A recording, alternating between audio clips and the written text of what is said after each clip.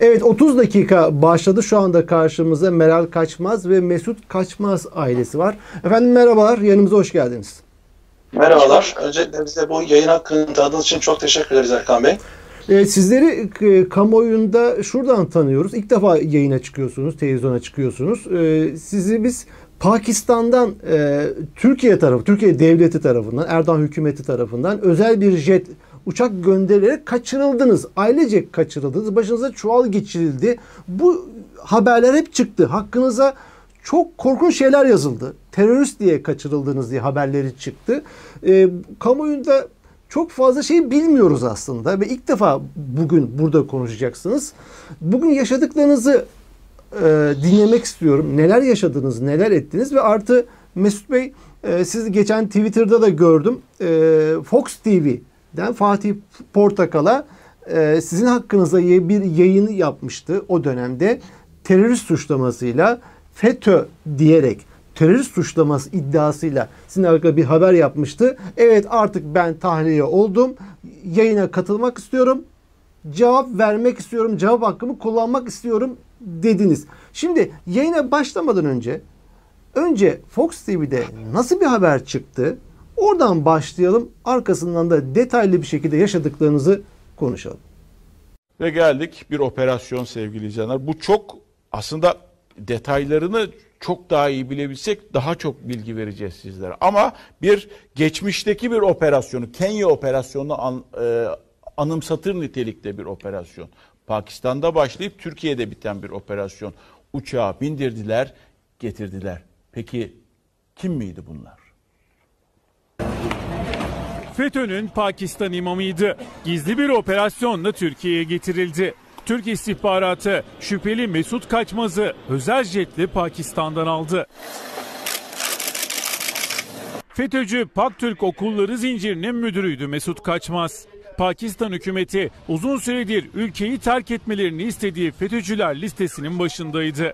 Birleşmiş Milletler ailenin mülteci sığınma hakkını bir yıl uzatınca yetkililer de acil iade kararı verdi. Mesut Kaçmaz, eşi ve 2 çocuğu sivil polis tarafından düzenlenen operasyonla 27 Eylül'de gözaltına alındı. Başlarına çuval geçirildi ve gizli bir yere götürüldüler. İstihbarat birimleri üzeri işaretsiz özel bir jetle gitti. Gözleri bağlı olarak Kaçmaz, eşi ve 2 kızını teslim aldı. Kaçmaz ve eşi sorguda. Yaşları küçük 2 çocuk da ailenin diğer üyelerine teslim edildi. Evet, görüntüyü izledik Mesut Bey. Yaşadıklarınızı anlatmadan önce Fatih Portakal'dan yayına çıkma noktasında cevap hakkınızı kullanma konusunda bir cevap alabildiniz mi? Oradan başlayalım. Yani öncelikle cevap alamadım. 3 defa mesaj yazdım. Yani Twitter üzerinden. Kendisinin de bunu okumaması mümkün değil.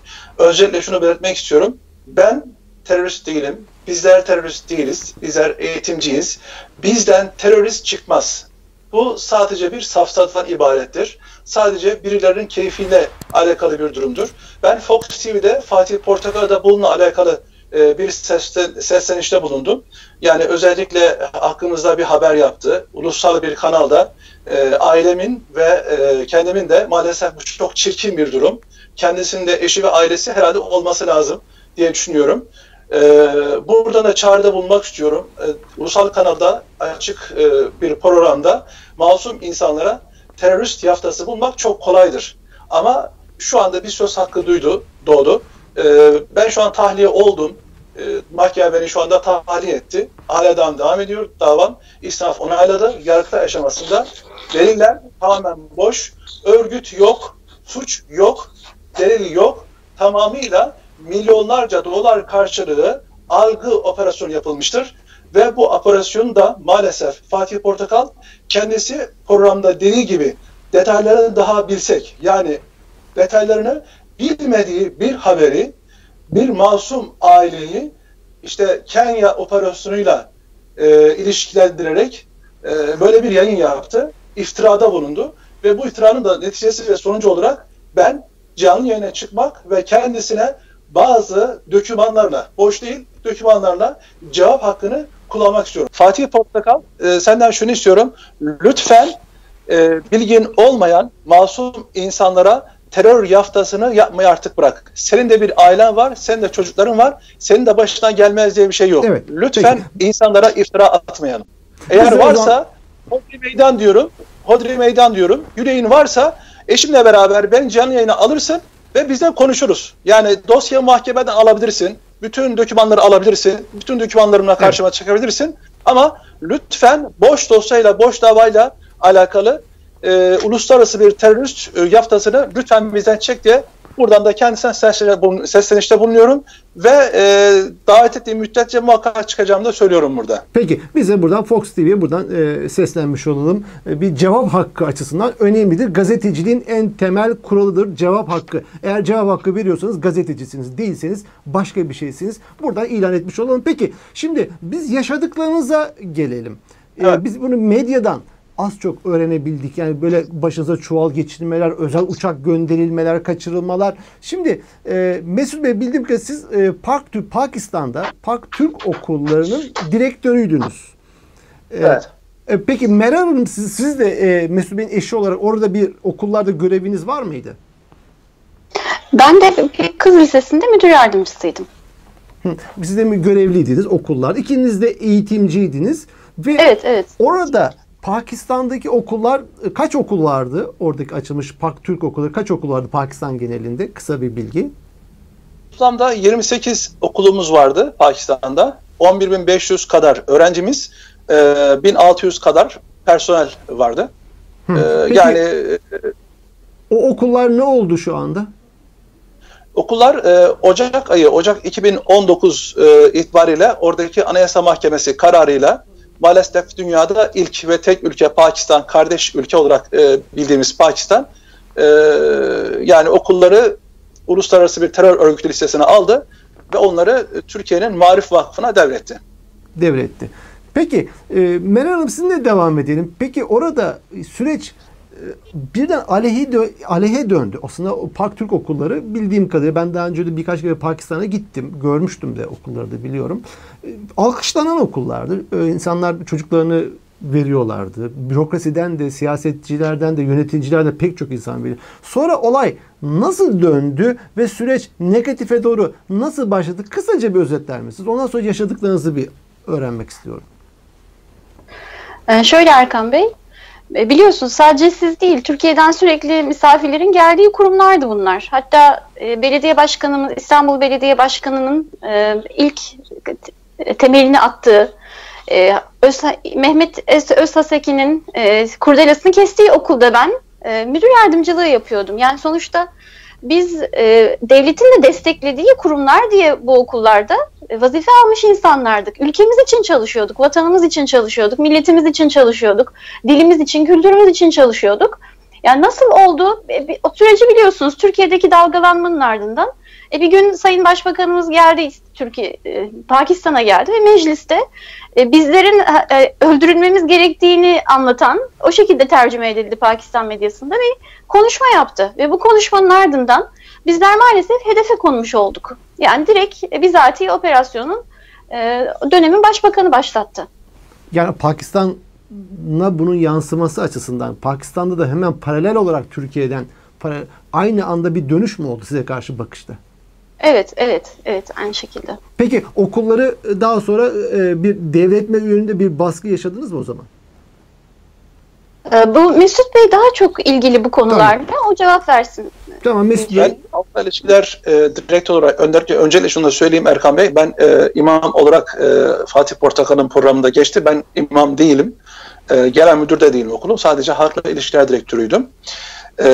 Kısa bir anekdot olarak da 2010 yılında Erdoğan'ın Sint eyaleti ziyaretinde bu sel baskınından sonra bizzat kendim tercümanlığını yaparak oradaki Sint valisi Doktor İşretül İbad Bey'den de dönemin başbakanı Pak Türk okulları adına 2 tane arsa talep etti. Tercümanlığını ben yaptım. Ben görüştürdüm orada. Ve bize de 2 tane arsa gösterdiler. Erdoğan Pak Türk okullarıyla alakalı arsa talep etti dediniz. Arsa talep etti. Evet. Resmi bir makamdan, Sint Valiliğinden arsa talep etti. Bizzat bendim orada dediğim gibi tercümanlığı yapan, gidip söyleyen, arsa meselemizi aktaran ve aynen şu kelimeyi kullandı.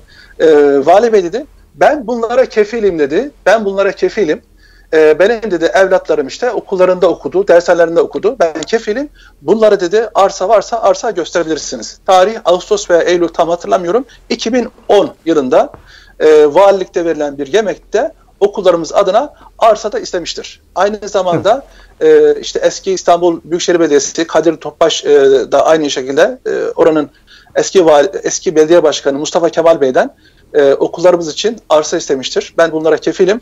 Bunlara arsa verebilirsiniz. Bunlar iyilerdir. Ben dahi kendi çocuklarımı bunların okullarında okutuyorum dedi. Tarih hem de 2010. hem Kadir Topbaş hem de Erdoğan ben kefilim dedi ve arsa istedi. Evet. Peki. Tamam. Bu o dönemki hükümetin bakışı olarak kayda girdi. Önemliydi. Evet. Peki oradaki süreci yaşadıklarınıza doğru hızlı ilerleyelim. Peki orada sizin işler birden tersine döndü. Evet. Sizler yani nasıl oldu? O süreci hızlı bir şekilde. Sonra, evet. Darbe girişimi sonrası Ağustos başında Mevlüt Çavuşoğlu'nun bir ziyareti oldu ve orada yetkililerle görüşmeler yapıldı. Zannedersem orada anlaşma yapılmış. Yani her şeyle beraber Türk öğretmenleri biz çıkartacağız.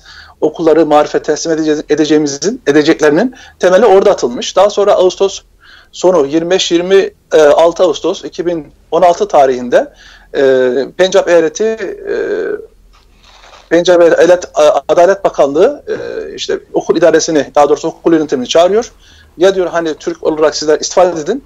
İstifa edin ki biz yerlerine 4 kişi atayalım yönetime. Onlar devam ettirsinler. Hani biz de diyelim ki okulları biz devraldık. Hiç Türk yok yönetiminde. Bu şekilde devam edecek diye söyleyelim şeklinde bir anlaşma yapmışlar. Ama direnme olunca en son şunu söylemiş. Bakın demiş yani ben 5 saat içerisinde bir uçakla bütün Türkleri toparlayıp Türkiye'ye gönderilmesini bilirim. Ama biz bunu yapmıyoruz. Bu tehdittir. Adalet Bakanı Rana Sanaullah tarafından yapılmış bir okul yönetimine tehdittir. Yani ya yönetimi terk edeceksiniz veya terk edeceksiniz. Hani herhangi bir bize şey bırakılmadı. Pakistan hükümetinin bu tavır değişikliğinde olayın duygusal tırnak içerisinde bir boyutu var mı? Çünkü biz hani medyadan da duyuyoruz. Erdoğan pek çok Afrika ülkelerine şuraya buraya ciddi paralar aktarıyor vesaire. Pakistan devlet yetkilisi aynen şunu söyledi. Yani kaynağına güvendiğim birisi. Mesut Bey dedi yani kusura bakmayın biz yanlış yaptık. Yani herkes de yapılan yanlışın çok farkında ama şu an dönülemiyor maalesef. Büyük bir yanlış yapıldı. Ama dedi yani bir çek söz konusu. Yani devlet tarafından, Türk hükümet tarafından Pakistan'a verilmiş böyle bol sıfırlı bir çek söz konusu dedi yani. Peki şuradan devam edelim. Okulların kapanmasıyla birlikte sizler oradan kaçırıldınız. Değil mi? Meral Hanım, sizden de bir kadın gözüyle de yani duygularınızı ve yaşadıklarınızı merak ediyorum. Biz evinizden o gün medyadan duyduğumuza göre başınıza çuval geçirerek evinize bir baskın mı yapılmış? Siz evinizden nasıl kaçırıldınız? Nasıl oldu olay ki o süreç daha sonra Türkiye'ye özel uçakla gönderilmenize kadar devam etti? Evden nasıl alındınız? O süreçte evler mi değiştirdiniz? Ben o zaman medyada da görmüştüm. Neler yaşadınız o süreçte? Şöyle direkt kaçırıldığımız geceye gelelim isterseniz. Saat 1:30 civarı ben ayaktaydım henüz. Her yerde bir sürü araba durdu kapının önünde. Bir sürü gürültü var. Aşağı giriş kapısı tekmeleniyor, yumruklanıyor, kapılar çalınıyor falan. Eşime bir seslendim. Ben zaten eşime seslenip çocuklar bir şey oluyor kalkın giyinin dememe kalmadan evin kapısına geldiler zaten. Bunlar 15-20 kadar kişi ve kıyafetlerinde devletle irtibatlandırılabilecek hiçbir şey yok. Yani bir polis kıyafeti yok üzerlerinde. Dediler ki sizi götürmemiz gerekiyor. Ailecek sizi alıp başka bir yere götüreceğiz. Bizde şöyle bir şey var. Yaşadığımız ülkede Pakistan'da adam kaçırmak o kadar popüler bir şey ki ben oradayken dahi öğretmenlerimizin kardeşleri, işte velilerimiz bir sürü kaçırma hadisesi oldu. Bir başka öğretmenimizin yengesi ve 3 çocuğu birden yok oldu ortadan ve hiçbir haber alınamadı bir daha. Bir başka gazete haberinden öğrendiğimiz bir başka kadın 4 çocuğuyla kaçırıldı ve yok oldu. Kadından haber alındı ama çocuklarından hala haber yok. Yani insan kaybolması o kadar popüler bir şey ki biz bu şekilde bir taleple geldikleri zaman kapıya tabii doğal olarak kimlik sorduk. Yani hani siz kimsiniz? Bize polisiz dediler. Terörle mücadele şubesinden geliyoruz. Ama ellerinde hiçbir kimlik yok. Yani bir tane bile kimlik olmaz mı? Bu şekilde bir iddia ile gelen bir grubun içerisinde. Resmi bir belge kesinlikle yok ellerinde. Ve biz bilemiyoruz bizi kim alıyor. Yani çok kısa bir süre önce de okullarımızın yakınlarında bir canlı bomba bulunmuştu.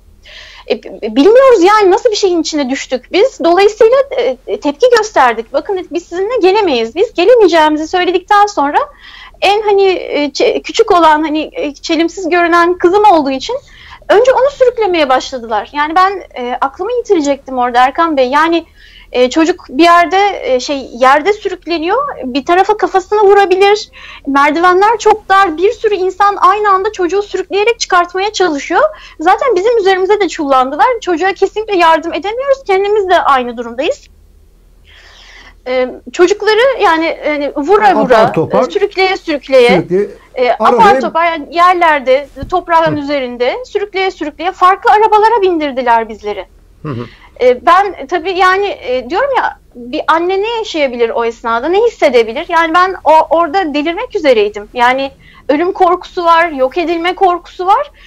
Dolayısıyla alındığımızı görsün insanlar diye de çığlık çığlığa bağırıyorum artık. Çünkü şahit olması lazım. Yani biz evden alındık. Çünkü bu şekilde görülmediği zaman kimin aldığı, kimin yaptığı bu sefer sizi bir şeyle ilişkilendiriyorlar. Bir başka terör örgütüyle ilişkilendiriyorlar. Bir yerlere bırakıyorlar. Görüntüler alıyorlar ve siz hiç bilmediğiniz bir başka hikayenin içinde kalıveriyorsunuz. Dolayısıyla bu korkuyla biz bağırıyoruz. Yani biz şu anda kendi isteğimiz dışında kaçırılıyoruz şeklinde. Ama insanlar 20 tane eli silahlı adam karşısında ne yapabilir ki konu komşu? Yani onlar da zaten müdahil olan Fatih Bey vardı hatırlarsınız. O da zaten aynı şekilde ona da giriştiler. Şimdi bizi arabalara koydular, farklı araçlara ve ben orada tekrar hatırlatıyorum. Bakın diyorum ben bir öğretmenim, başka hiçbir şey değilim. Bana şu anda yaptığınız, elinizde hiçbir kimlik yok, hiçbir doküman yok. Siz beni şu anda kaçırıyorsunuz. Eğer resmi bir amaçla burada olsanız elinizde bir belgeniz olurdu. Siz de biliyorsunuz. Ben bu şekilde anlatmaya çalışırken bu sefer polis beni tokatlamaya başladı arabanın içinde. Ardından beni sadece erkek polisler var arabada ve beni sıkıştırıyorlar. Yani sıkıştırmaya başladılar. Bir tanesi başımı açtı benim. Başörtümü çekti kafamdan ve onunla boğazımı sıkmaya başladı. Yani sonradan anladım ben ne yapmaya çalıştığını. Siyah çuval yokmuş beni koydukları arabada ve başörtümle benim kafamı bağlamaya çalışıyor. Bunu bu şekilde yapmaya çalıştığını fark ettim. Tabii ince tülbent olduğu için ben yol boyunca yolu gördüm bu şekilde. Yani en sonunda şöyle söyledim onlara, çocuklarla aynı yere mi götürüyorsunuz bizi dedim yani. Çocuklarla aynı yere götürdüklerini söylediler, susmamı söylediler. Ya zaten yapabileceğim başka bir şey yok. Yani atlasam arabadan çocuklarımın yanına gitme ihtimalimi kaybedeceğim. Dolayısıyla benim için gene en iyi ihtimal çocuklarımın peşinden gidebilmekti. Ve ben sadece ağlayıp yaptıkları şeyi onlara anlatmaya çalıştım. Yani siz dedim gerçekten bunu isteyerek yapıyor musunuz? Yani bir aileyi şu anda bu muameleyi yapıyorsunuz. Nasıl insanlarsınız? Nasıl Müslümansınız? Bana nasıl dokunursunuz? Benim başımı nasıl açarsınız? Bu şekilde bizi götürecekleri yere kadar gittik ağlaya. Götürdünüz. Peki buyurun yani ondan sonraki aşama olarak. Ondan sonrası çok korkunçtu Erkan Bey. Çünkü indiğimiz yerde benden önce çocuklarım varmış oraya. Onların ellerini bağlamışlar. Kafalarına siyah çuval geçirmişler. Ve ben çocukların o şekilde yürütüldüğünü görmek zorunda kaldım. Yani keşke benim de başımda çuval olsaydı ben o şekilde çocuklara yapılan muameleyi görmeseydim ve bunlar biri 15, biri 17 yaşında 2 tane genç kız yani çocuk bunlar. Ve bu muameleyle karşı karşıya kaldı çocuklar. En sonunda hepimizi eşimle birlikte aynı yere aldılar. Ama yani tabii ki biz o kadar korkuyorum ki yani öldürülecek miyiz? Kayıp mı edileceğiz? Fidye mi alınacak bizden? Yani amaç ne? Kaçırılmamızdaki amaç ne? Hiçbir şey bilmiyoruz. Bir taraftan çocukların elbiseleri yırtılmış, eşimin kafası kanıyor, çocukların üstü kanıyor, toz toprak içerisinde her birisi. Ve kendimi parçalamak istiyorum ama çocuklara da umut olmamız lazım. Geçecek anneciğim, yani bitecek bir şey olmayacak merak etmeyin. Yani hepiniz siz iyi olacaksınız. Yani ne olursa olsun siz iyi olacaksınız. Biz size bir şey olmasına izin vermeyeceğiz merak etmeyin. Yani bir tarafta o acziyeti ve elimizde hiçbir şey yok yapabileceğimiz, ama bir taraftan da 2 tane çocuk var. Onlara güç vermek zorunda olduğumuz, umut vermek zorunda olduğumuz. Peki. Ve biz bu şekilde orada tutulduk. Tutuldunuz. Peki Mesut Bey, size döneyim. Siz o götürülen yerde hangi şartlarda ne kadar kaldığınızı da hemen bir özetleyin bize. Arkasından uçaktan kaçırılma aşaması ve Türkiye'de yaşadıklarınız var. Oraya doğru geçelim. Tamam. Eşin anlattığı gibi evden alınma hadisesinden sonra yolda çok ciddi şekilde darp edildim, işkence gördüm. Sürekli dövüldüm. Sürekli kafama, göğsüme, karın boşluğuma. Ama gerçekten yani artık böyle benim doğrultacak halim kalmadı. Elime kelepçe takmaya çalıştılar. Kelepçe küçük geldi. Bir bezle bağladılar hemen. Kafama çuval geçirdiler. Arkadaşım işte Fatih Bey de benimle beraberdi. Ona da çuval geçirdiler. Ama sürekli beni dövdüler. Sürekli vurdular. Ve kendilerine şunu söyledim. Yani ne yapıyorsunuz? Biz nereye götürüyorsunuz? Yanında bulunan birisi Urduca. En son artık dedi, şu anda havaalanında sizi Türk polisleri bekliyor. Sizi şu anda direkt Türk polislerine götürürüz şeklinde bir ifadesi oldu. Zannediyorum ben bu olaydan hemen bir 3-5 dakika önce eski yönetim kurulunu arayıp haber vermiştim. Evimizin önünde polisler var diye. Onlar da eğer devreye girmişlerse diye düşünüyorum. Aracın yani son anda yol değiştirdiğini fark ettim. Başımıza çuval var ama netice itibariyle araçların durup kalkması, arabada insanların konuşması vesaire. Ve bizi işte bulunduğumuz yere getirdiler. Sonradan yine çıktıktan sonra, ben tahliye olduktan sonra öğrendim. Başka bir devlet yetkilisi de şunu söyledi. O ekibin içerisinde MİT'ten de 2 kişi vardı. Biri bay, biri bayan. Ben onu da küçük bir müsaade ederseniz Erkan Bey aktarmak istiyorum. Bizim kaçırılma hadisemizden önce 9 Temmuz 2017 tarihinde yaklaşık 20 kişilik bir ekip geliyor büyük uçakla.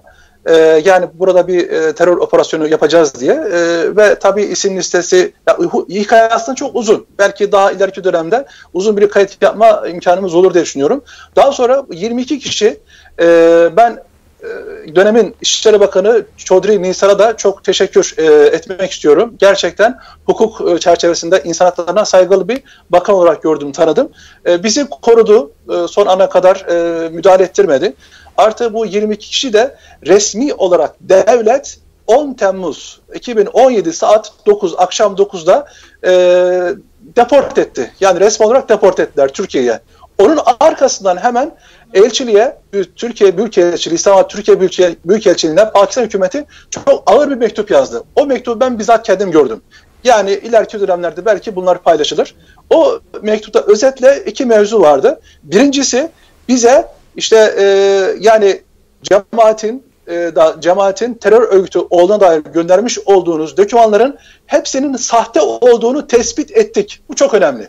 Bunu Pakistan hükümeti İslamabad Büyükelçiliğine gönderiyor. İkincisi de bundan dolayı diyor, bizim yapmış olduğumuz 2 ülke arasında güvenlik çerçevesinde makul şüpheli şahısların veya suçların değişimi konusunu diyor askıya aldık diyor. Yani biz bu anlaşmaya bir daha uymayacağız. Peki Pakistan hükümeti bu kadar sağlam duruyordu. Sonra nasıl değişti bu işler? İşte bunlar tamamen duygusal. Dediğim gibi o anda Nawaz hükümeti düştü. Yani gerçekten işini ehli insanlar vardı o zaman makamlarda. O Nawaz Şerif görevden alındıktan sonra Anayasa Mahkemesi tarafından mahkeme, yani hükümet düştükten sonra da yerine teknokrat bir hükümet kuruldu. Teknokrat hükümetten de sonra asıl hükümet, işte mevcut hükümet, yani maalesef ismi yolsuzlukla anılan birçok bakan. Yani biz gözaltındayken de bize bunu söylediler. Ben burada isim vermekten de çekinmiyorum. Yani eski İçişleri Bakanı İhsan Ahsan İkbal, dönemin Dışişleri Bakanı, bizim en çok yani Türkiye'ye göndermemizde sebep olan Muhammed Havaca Asif, Dışişleri Bakanı, eski Dışişleri Bakanı. Yine aynı zamanda Dışişleri Genel Sekreteri Tehmida, Bayan Tehmida. Ve Ayasay'ın başındaki o zamanki Pakistan ordusunun istihbarat örgütü Ayasay, onun başındaki şahıs. Ya bunlar zaten generallerin, paşaların haberi olmadan böyle bir değiştirmenin, böyle bir Türkiye'ye iadenin olması mümkün değil. Zaten biz resmi olarak iade edilmedik. Yani bizim Türkiye'ye gönderilişimizde en basit, en küçük, en temel bir prosedür uygulanmadı. Yani suçlu iadesi prosedürü uygulanmadı. Tamamen her şey kaçak. Zaten bizi kaçıranlar, kaçırılma yani En küçük bir şey, en basit bir prosedür dahi işletilmedi. Hatta şunu söyledi, bizi kaçıranlardan genç birisi vardı. Dedi biz bu operasyonu yapıyoruz ama bu operasyon off the record, gizli bir operasyon dedi. Dedim, devletin dedim elemanı gizli bir operasyon yapamaz. Eğer dedim, siz böyle bir operasyon yapıyorsanız bu dedim, bir eşkıyalıktır, haydutluktur yani. Bunun başka bir tarifi yok. Peki. Evet, bunların haberi olmadan bizim Türkiye'ye iademiz zaten mümkün değildi. Peki Mesut Bey, orada sizin, yani orada tutuldunuz, ne kadar tutuldunuz o içeride? 17 gün boyunca 17 biz gün kapalı bir alan tutulduk. Evet, eşim onu söylemedi galiba, unuttu, bir baygınlık geçiriyor, sinir krizi geçiriyor. Sinir krizi geçirince tabii başı falan, yani şöyle işte yüzünü gözünü açıyorlar. Gözünü açar açmaz da orada kendisi nerede olduğumuzu görüyor. Yani işte Lahore'da Sheriff Road diye bir road vardı. Ben şu andaki o bizi tuttukları yeri buldum, öğrendim yani Google Map'ten. Tuttukları yer çok öyle basit bir yerde, öyle çok güzel bize bakmadılar oyuna girince. Çünkü perdeler kapalı, camlar buzlu cam, perde açtırmadılar, cam açtırmadılar. Evet. 24 saat boyunca evin etrafında 4-5 tane şey vardı, güvenlik silahlı, Kalashnikov'lu güvenlik görevlisi vardı. 17 gün kaldınız. Peki daha sonra sizlerin Birleşmiş Milletler devreye girdiği bir aşama var. O ne zaman gerçekleşti? Evet. Birleşmiş Milletler sizin koruma altına mı aldı orada iade edilmemeniz için? Normalde biz 24 veya 25 Kasım 2016 tarihinde Birleşmiş Milletler'e müracaatımızı yapmıştık zaten. Bir koruma, bir yıllık koruma sertifikamız vardı. Birleşmiş Milletler bunu çok tabii açıktan söylemiyorlar ama ya bunu devlet yetkilileri görüşüyorlar. Bir yıllık bizim için müsaade alıyorlar ve ondan sonra onaylayıp bize bu sertifikayı veriyorlar. Hani böyle direkt kendileri verdikleri bir sertifika değil. Zaten elimizde bir yıl geçerli. Yani 24 Kasım 2017 tarihine kadar elimizde geçerli bir Birleşmiş Milletler sertifikası vardı. Bununla beraber bir de 27 Mart 2017 tarih öyle hatırlıyorum. 27 Mart 2017 tarihli bir de Lahore Yüksek Mahkemesi'nin Birleşmiş Milletler sertifikası dahilinde verilmiş olduğu kararla birlikte bir order yayınlıyor. Yani karar veriyor. Bu Türk öğretmenler diyor. Yani Birleşmiş Milletler'den koruma sertifikası alan Türk öğretmenler diyor. 24 Kasım 2017 tarihine kadar diyor Pakistan'da legal olarak kalabilirler. Ama diyor tekrar uzatırsa Birleşmiş Milletler bu sertifika tarihini, o zaman diyor dava tekrar görülecek, tekrar bir sonuca bağlanacak. Ama bu tarihe kadar kimse kesinlikle deport edilmeyecek, iade edilmeyecek. Sonrasında 17 gün orada tutulduk. Benim büyük kızımın SAT imtihanı vardı, imtihana giremedi. Gözlüklerimiz vardı, gözlüklerimizi hem küçük hem büyük vermediler. 17 gün boyunca yani orada esir muamelesi gördük. Çok zor şartlar altında kaldık. Gerçekten çok zor şartlar altında. Yani hiç kimseyle görüştürmüyorlar, avukatla görüştürmüyorlar, mahkemeye çıkartmıyorlar. Yani aslında çok detay var. Dediğim gibi daha sonra inşallah görüşürüz. Arkasından tabii bize şöyle oldu. 12 Ekim 2017 tarihinde Pakistan medyasında Pakistan ordusunun Kanada-Amerikan vatandaşı bir aileyi Taliban'dan kurtarıp işte ülkelerine gönderdiği haberi dolaşıyordu. Dedim yani orada zaten içime bir ateş düştü, dedim yani bize kesin bir şey yapacaklar. Dünya medyası bununla meşgul olurken, bu haberle meşgul olurken, çünkü bayağı bir haber oldu. Hem yerel basında hem de dış basında. Çünkü bir televizyon vardı, televizyondan biz haberleri takip ediyorduk. Arkasından 13 Ekim geldi, 13 Ekim akşamı bizi kaçıran kişiler, isimleri Cavit ve Zakir, takma isim büyük ihtimalle. Ben onlara da buradan sesleniyorum ve Cavit ve Zakir geldiler, dediler işte size başbakan özel uçak gönderdi. Buradan İslamabad'a gideceksiniz. 14 Ekim sabahı, cumartesi günü işte Dışişleri Bakanlığı'nda Tehmida'yla beraber bir toplantınız olacak.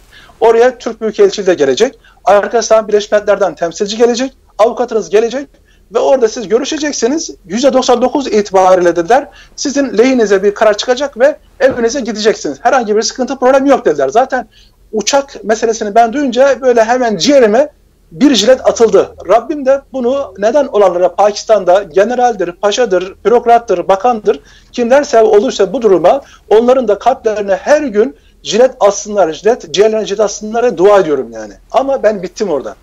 Arkasından biz tabii yani o uçakla acaba o uçakla Türkiye'ye mi götürüleceğim diye bir endişeniz oldu? Hayır, zaten ben başka bir ihtimal düşünmedim zaten. Ben çocukları teskin ediyorum, eşimi teskin ediyorum. Bir sıkıntı yok diyorum. Bakın İslamabad'a gideceğiz diyorum. Yani herhangi bir problem yok ama artık ben olayı anladım yani. Mesela artık bitmiş yani. Peki uçak nereye gitti? Uçak Lahor'a gelmiş. Lahor'dayız. Uçak Lahor'da. Ama bizim normalde hani resmi bir çıkış yapılması lazım. İşte orada Allame İkbal Uluslararası Havaalanı var. Oradan oraya bizi götürmediler. İşte gözlerimize siyah gözlük taktılar. Hepimizi ayrı ayrı araçlara bindirdiler. 6 tane araç. Yani 15 veya 20 tane de Kalaşnikovlu, uzun namlulu, silahlı güvenlik görevlisi. Yani ellerimiz bağlı, gözlerimizde o gözlükler, zaten bizim yapacağımız herhangi bir durum yok yani. Ben şaşırdım. 15-20 tane böyle sanki büyük terörist götürüyorlar. O edayla bizi oradan çıkarttılar. Sonra biz Allame İkbal Uluslararası Havaalanı'na varmayı beklerken maalesef askeri havaalanı olarak kullanılan bir bölüm varmış Allame İkbal Havaalanı'na bağlı. Oraya getirildik. Orada bir tane uçak bekliyor. Tabii ben gözlüğü aşağı indiriyorum, yandan bakmaya çalışıyorum. Bir koridor oluşturulmuş böyle uzun Kalaşnikovlu böyle şeylerle, silahlı güvenlikçilerle. Ondan sonra takmışlar, yüzlerini kapatmışlar böyle. Ondan sonra uçak tabii ses yok, yani çalışmıyor. Öyle o kadar çok korkuyorlardı ki bizi teslim eden o amirler de, askerler de o kadar çok korkuyorlar ki kapıyı açtım ben. Daha doğrusu kapıyı açtılar, şoför açtı. Açar açmaz hemen içerideki otomatik lamba yandı. Ona varınca dahi kadar kapattırdılar. Hemen kapatın dediler. İşte etrafa baktılar, gören var mı? Çünkü etrafta vardı. Yani normal askeri lojmanlar vardı. Bizi tuttukları bölge, onu da unuttum ben. Bizi tuttukları alan askeri bir alandı. Ayasa'ya ait bir alan. Hatta ismi Amir Şahitmez. Yani bizdeki küçük orderleri olur ya. O manada bir ordevi, küçük bir ordevi gibi ve basit, böyle gelip gidenlerin kaldığı, misafir edildiği belki ama çok kötü bir ortam. Amir Şahitmez, askeriye ait bir bölge. Bizi zaten Türkiye'den gelen uçağa bindirdiler. Evet. Ama ondan öncesinde oraya Türk birilerinin ben gelip gittiğini hatırlıyorum. Ben eşime de yani bunu daha doğrusu kimseyle paylaşmadım. Çünkü bizi teslimden bir hafta önce veya 5 gün önce oraya beyaz bir cip geldi, büyük bir cip. Bir aile geldi, Pakistanlı bir aile. Arkasından da böyle birkaç Türk hatırlıyorum, birkaç Türkçe cümleler geçti. Yani Allah-u Alem orada pazarlık yaptılar, orada her şeyi konuştular. Ondan sonra bu duruma geldi mesela. Hatta şunu da ben söylemeyi unuttum. Bizimle alakalı, Kaçmaz ailesiyle alakalı Lahor Yüksek Mahkemesi'nin de 8 Ekim 2017 tarihinde bir sonraki, yani 16 Ekim'e kadar deport edilmeyecek diye de bir kararı var. Kaçmaz bu karara rağmen yasa dışı bir şekilde sizler yasa dışı. Türkiye'den gönderilen özel uçakla kaçırıldınız. Orada uçağa bindiniz. Meral Hanım, o aşamadan sonra sizin gözünüzle olayı devam edelim.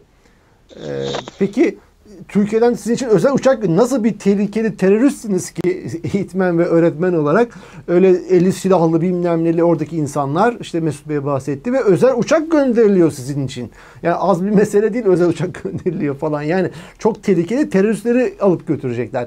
Sizleri daha sonra nasıl oldu? Ondan sonraki aşama, uçağa bindirildiniz. Kimler sizi orada uçakta, kimler aldı götürdü? Muamele nasıl oldu? Orada biraz yaşadıklarınızı Erkan Bey, orada şöyle bir şey var. Tabii ki çok ciddi bir korku yaşıyoruz. Çünkü bu uçağın biz Türk hükümetine ait olduğunu da bilmiyoruz. Yani devlete ait olduğunu, bizim Türkiye tarafından alındığımızı da bilmiyoruz. Biz o esnada nereye gittiğimizi bilmiyoruz. Yani bizi o alanlar alıp yani bir başka bir intelligence olabilir. Yani başka bir istihbarat örgütü alıyor olabilir. Biz alınıp Afganistan'da bir yere bırakılıp bunlar işte El-Kaide'ye katıldı, Pak-Türk öğretmenleri diye bir habere sebep olacak çünkü bir kumpas görüyorsunuz nasıl yapılıyor. Yani insanlar bir yerden alınıp, bizim devletimiz çok büyük bir devlet. Yani bir 150-200 kişiyi alıp istemediği yerlere bırakıp orada fotoğraflarını çekip ardından da hikayeler ortaya koyarak nelere inandırıyorlar halkı. Yani bu geçmişte çok yaşanmış. Dolayısıyla biz nereye doğru gittiğimizi bilmiyoruz o esnada. Yani hayatınızdan endişe ediyorsunuz, çocukların hayatından endişe ediyorsunuz. Çocuklar da yanınızda. Ama şu var. İki kızınız da yanınızda. Çocuklar da yanınızda. Ailecek sizi özel uçakla kaçırmak için gelmişler. Bir uçağa doğru yürütüyorlar. Orada işte imanınızla aklınızı yitirmiyorsunuz Erkan Bey. Yani bir imanınız, iki Bizi orada tutan polislerden birisi bir gün böyle gerçekten hani bir baktı yüzümüze, dedi ki ben aylardır sizi takip ediyorum dedi. Çok iyi insanlar olduğunuzu biliyorum dedi. Eşinle dedi defalarca camide birlikte namaz kıldım ben dedi. O beni görmedi belki ama dedi. Ben sizi dedi aylarca takip ettim. Bizimle ilgili çektiği videoları gösterdi. Siz çok iyi insanlarsınız, çok iyi bir ailesiniz dedi. Biz bunu dedi işimiz olduğu için yapıyoruz. Ama dedi ben dedi eve gittiğim zaman bir insan olarak sizlerin güvende olmanız için dua ediyorum. Ne yalan söyleyeyim dedi adam. Yani hani bu masumiyetimizi hani insanların da görmüş olması. Biz zaten biliyoruz masum olduğumuzu. Allah'a imanımız, masumiyetimize inancımız. Yani sonuçta öğretmensiniz. Yani dua yani eğitimcisiniz yani ne yani öğretmensiniz evet, ya. Yaptığınız iş belli. Evet. Ya bir de yani... Erkan Bey bizler sıradan öğretmenler değildik orada. Yani çocuklarımızı, kendi keyfimizi, kendi zevklerimizi bir tarafa bırakıp sadece öğrencilerimiz için nasıl daha iyi bir eğitim verebiliriz diye düşünen insanlardık. Şimdi dolayısıyla mesela evimize sürekli öğrencilerimiz gelirler giderler. Çünkü ben evde ders çalıştırıyorum çocuklara sınavlara hazırlıyoruz. Yani ben yabancı bir öğretmen olarak, bir Türk öğretmen olarak Pakistan sınavlarında, Pakistan standartlarındaki sınavlarda yani ortanın çok çok üstünde sonuçlar, mükemmel sonuçlar çıkartan bir öğretmendik biz. Yani biz gerçekten çok güzel işler yaptık orada. Bu yüzden okullarımız 28 tane, ben değil yani bütün arkadaşlarımız ciddi bir özveriyle çalıştık orada. Oranın şartları çok zor şartlar. O zor şartlarda öğretmenlerimiz hiçbir fedakarlıktan kaçınmadılar. Şimdi biz peki, dolayısıyla sizi uçağa bindirdiler. Uçağa bindiğimiz anda biz orada tabii uçağın içinde hala içerisi karanlık ve birden bir el işte ağzımızı kapatıyor. Ağzımızı bantlamaya çalışıyorlar. Gözlerimizi bantlamaya çalışıyorlar falan. Tabii ben artık orada evet daha kötüsü başlıyor. Yani daha büyük bir olay başlıyor şimdi. Bunu fark ettik. Ve ben orada anlatmaya çalıştım. Bakın dedim ben size şunu bildirmek zorundayım. Şu anda Birleşmiş Milletler Koruması'nda burada bulunan bir aileyi siz hukuksuz bir şekilde kaçırıyorsunuz. Bizim şu anda biz bu uçağa isteğimiz dahilinde binmiyoruz diye ben bağıra bağıra ilan ettim. 2 dilde bunu söyledim. Hem Türkçe söyledim hem İngilizce söyledim.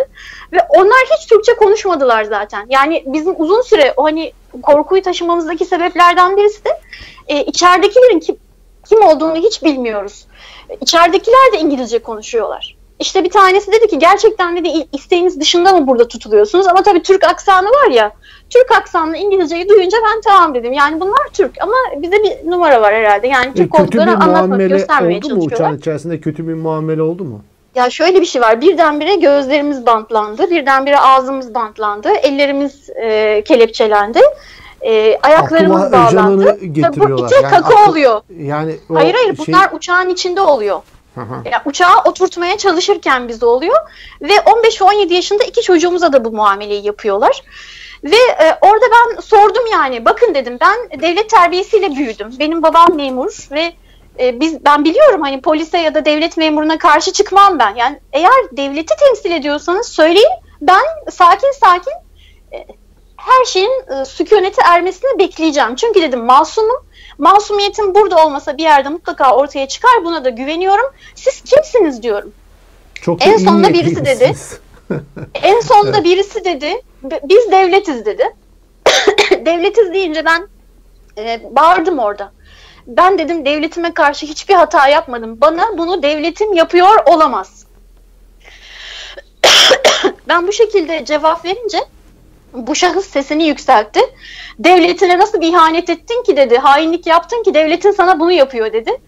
Orada yani bana hain diyor ya. Bana yani. Ben 17 yıl boyunca ülkemin bayrağını ve dilini bir sürü ülkede bazı yerlerde tek başımıza aile olarak kalarak bunu ayakta tuttuk. Biz devletimize, milletimize bu kadar hizmet ettikten sonra bu şahıs kalkmış bana hain diyor. Ben de bu gerçeği onun suratına haykırdım. Ben 17 yıl boyunca dedim bu ülkenin devletini ve bu ülkenin bayrağını ve dilini dünyanın dört bir tarafına devletimden de tek kuruş beklentiye girmeden yaymaktan başka hiçbir şey yapmadım diye bağırdım orada. Bağırdıktan sonra ben kendimden geçtim. Yani zaten benim işte tansiyon, şeker, panik atak hepsi bir araya gelince ben zaten o anda şuurumu en sonunda kaybettiğimi hatırlıyorum. Kendime böyle biraz aralamaya başladığımda yani ne olup bittiğini duymaya başladığımda Orada bir bayan vardı, doktordu zannediyorum. İşte su getirin, ayaklarını kaldırın, bir şeyler söylüyor orada. Ve ben orada ilk defa, yani 17 gün boyunca ilk defa dedim, demek ki öldürmeyecekler. Yani beni yaşatmaya çalıştıklarına göre, yardım etmeye çalıştığına göre bir kişi burada. Yok, demek ki giden mahkuma da doktor götürülür önceden. Yani o konuda. Evet, ama yani 18 gün boyunca evet, benim bir umuda ihtiyacım var Erkan Bey. Çünkü orada ayağa kalkamıyorum, nefes alamıyorum, çocuklarıma ne olacak, bana ne olacak korkusuyla. Ve o olay bana bir umut oldu. Yani hani sonuçta bir kişi bana orada o şekilde yardımcı oldu. Tabii diğer görevliler hadi kalk artık acele et falan, yani onlar onu rahatça vazifesini, görevini yapmaya engel olsalar da, hani hızlandırmaya çalışsalar da, orada bir kişinin bile hani bir su vermeye çalışması o esnada şey oldu, yani rahatlatıcı bir umut oldu. Bir umut oldu benim için. Peki. Demek ki dedim hepsi kötü değil. Peki uçak serüveniniz böyle devam etti. Mesut Bey, sizden devam edelim.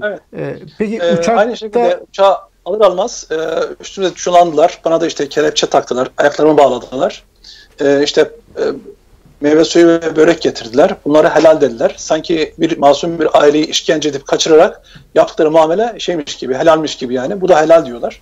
Sonra İstanbul'a bu şekilde biz getirildik. Ben şunu söylemek istiyorum. 5,5 saat boyunca gerçekten çok dua ettim. Dedim Allah'ım dedim ne olur şu uçağı düşür dedim ya. Ama dedim çocuklarıma, eşime bir şey olmasın. İlk defa bunu da ben burada sizinle paylaşıyorum. Eşimle dahi paylaşmadım. Çok dua ettim. Dedim ne olur Allah'ım şu uçağı düşür dedim. Yani ne olur bize çünkü ilaç verirler. Farklı şeyler yaparlar.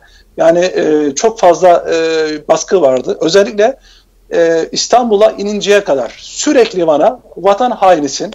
Çok özür dilerim Erkan Bey. Bak biliyorsun işte eşin ve kızlarım bizim yanımızda. Onlarla biz işte neler yapacağımızı çok iyi bilirsin. İşte onlara tecavüz ederiz. Onlarla işte ben çok hani bunlara girmek istemiyorum. Kulağıma eğilip sürekli bu şekilde tehditler.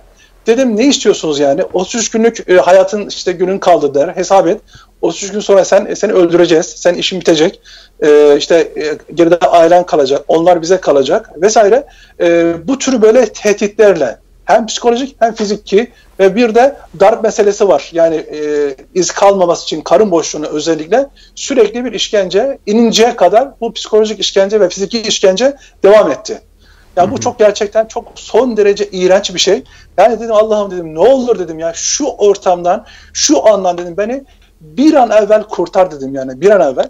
Ama hakikaten çok zor bir saat. 5,5 saat belki bana 10 yıl, 15 yıl geldi diyebilirim. Çok rahat yani. Ellerimi sıktılar, kelepçeleri iyice sıktılar. Morarmaya başladı. Çok zoraki. Yarım saat, bir saat kala belki kelepçeleri değiştirdiler. Yerine plastik taktılar artık. Ondan sonra havaalanına indiğimizde bir tanesi ben onlara zaten hani hakikaten insan nazarı hiç bakmadım. Yani insan nazarıyla bakmadım bu tavrı gösteren insanlara. Yani aileme çok fena küfretti. Çok ağır, iğrenç kelimeler kullandı. Ben de onu orada kendisine iade ettim aynı şekilde. Sonra bizi tekrar ayrı bir şekilde aldılar araçlarla İstanbul Havaalanı'na getirdiler. Oraya inmişiz. Sonradan öğrendik. Eşimle çocukları ayırdılar. Beni ayrı bir odaya koydular.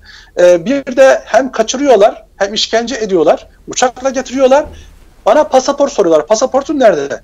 Dedim ya benim pasaportum yok. Ben kaçırıldım getirildim. Dediler o zaman suçlusun dediler yani. Niye suçlusun? Ya enteresan bir şey. Bir de tutanak tuttular. Havaalanına pasaportsuz geldi diye Erkan Bey çok enteresan. Yani tutanak tutuyorlar yani.